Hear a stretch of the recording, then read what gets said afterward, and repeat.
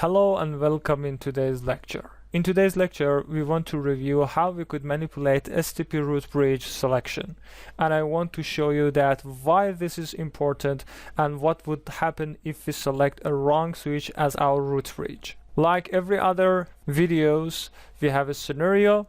After implementing our scenario, we have to find the problem in our scenario, we have to solve it and verify our configuration. Let's start our today's mission.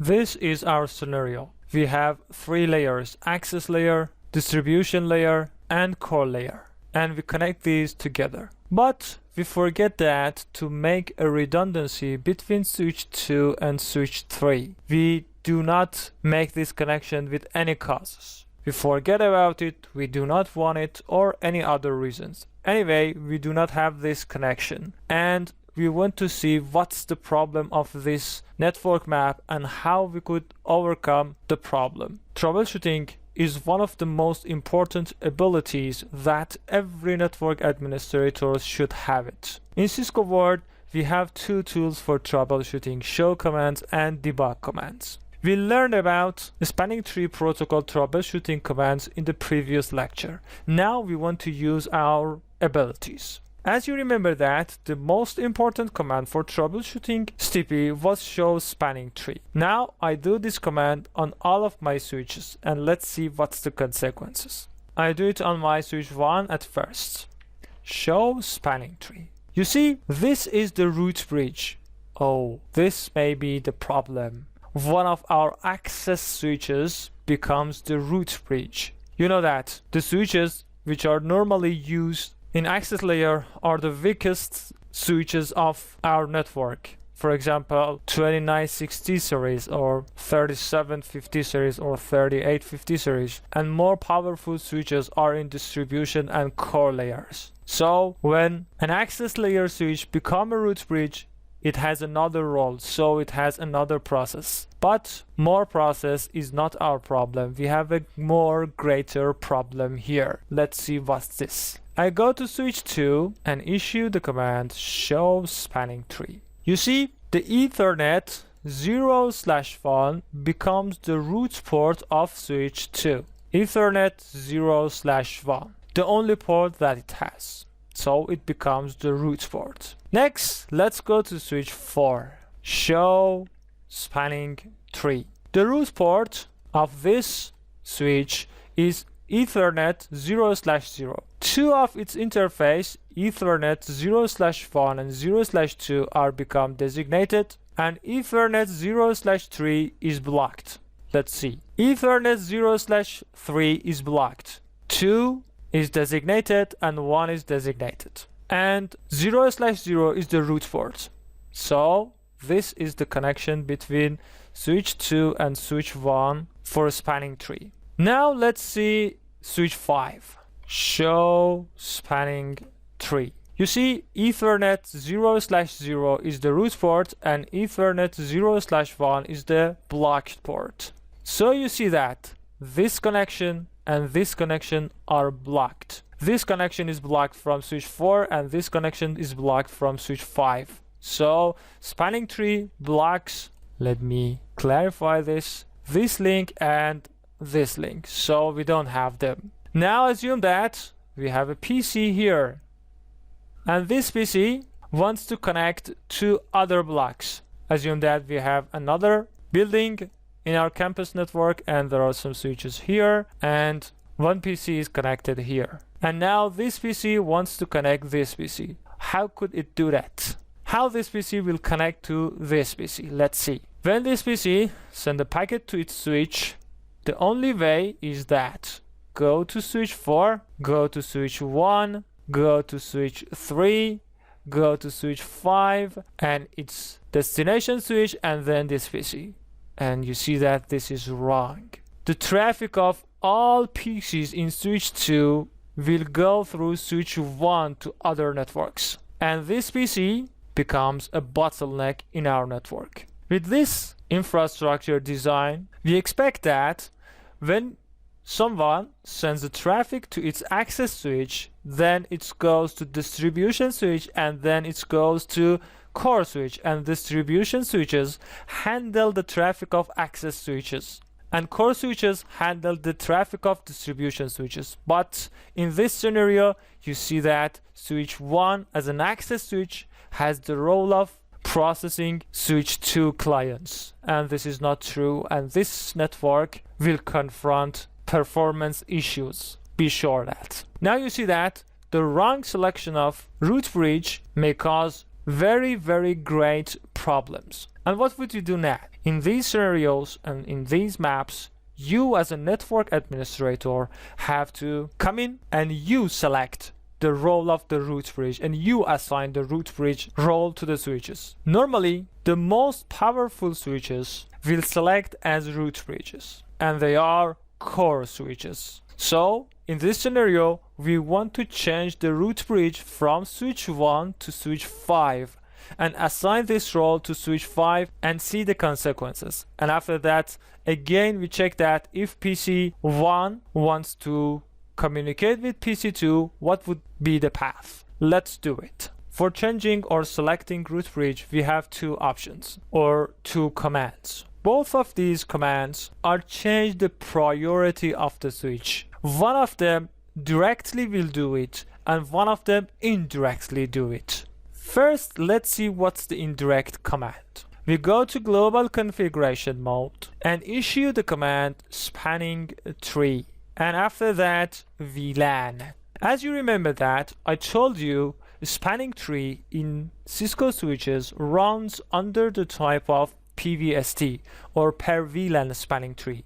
So we could have a different root bridge for different VLANs. And if you want that switch 5 becomes your all VLANs root bridge, you have to assign all of the VLAN IDs.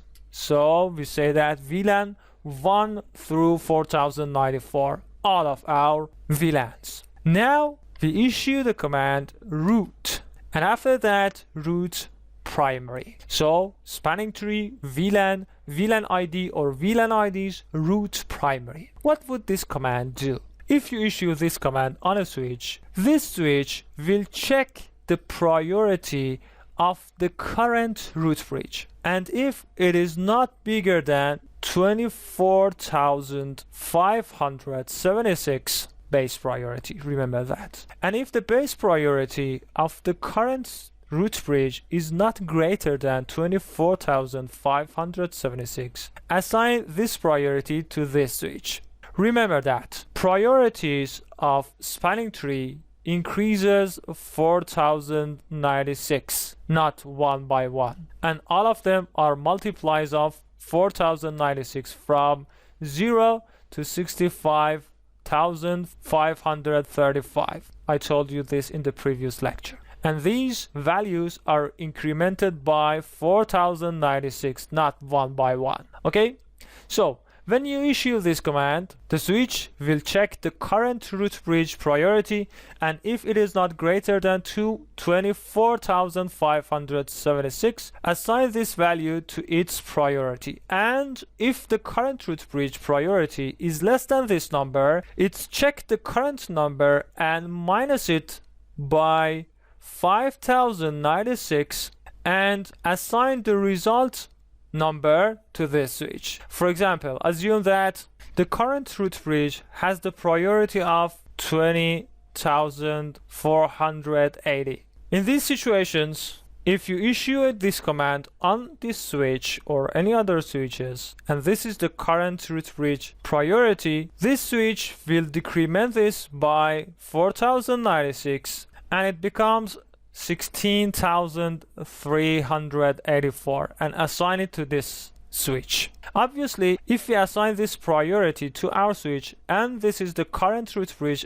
priority, this switch will become root bridge because it's smaller than the current root bridge priority. And you remember that I told you if anytime a new switch comes to the network and has a smaller priority than the current root bridge, its hellos or hello BPDUs is called superior hello, and this switch will get the role of root bridge, and after that this switch will become root bridge, and we have to prevent unwanted situations for this. I will tell you and I will show you how we could do this in future lectures. This command has another parameter which is secondary. If you issue secondary on the switch will change the priority to 28,672. This is 4,094 bigger than this, because in secondary command the iOS assumes that you issue the root primary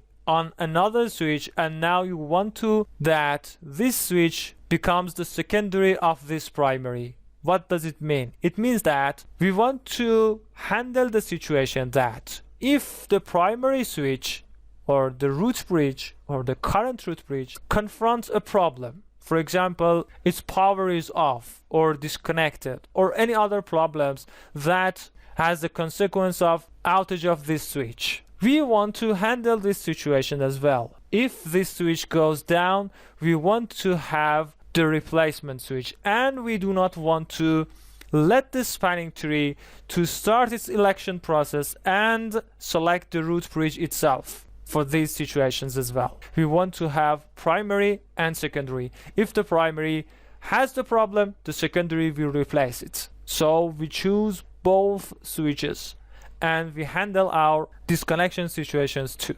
With this capability, we could have load balancing on a spanning tree. How? If we have two core switches, we could divide VLANs, for example, in two segments. One segment from 1 through half of our networks, for example, 2000, and the other one, 2001 through 4094.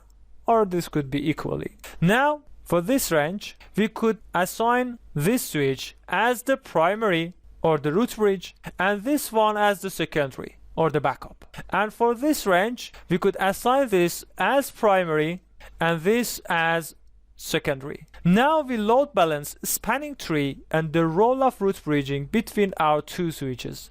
And we have our backups as well. If this switch goes down, this will become the replacement for all of the ranges, for all of the VLANs. And if this switch goes down, this switch will take its role and become the root bridge for all VLANs. So we could have the load balancing and we could have our high availability as well with this capability. Now let's see what's the other opportunity for us. The other opportunity is setting the priority directly by the command spanning tree, VLAN, and the IDs, and the keyword priority. And you could assign the priority to the switch directly. You see that bridge priority in increments of 4096. And if I issue, for example, a wrong number, you will see that the iOS will show me the allowed values: 0, 4096, 8192, and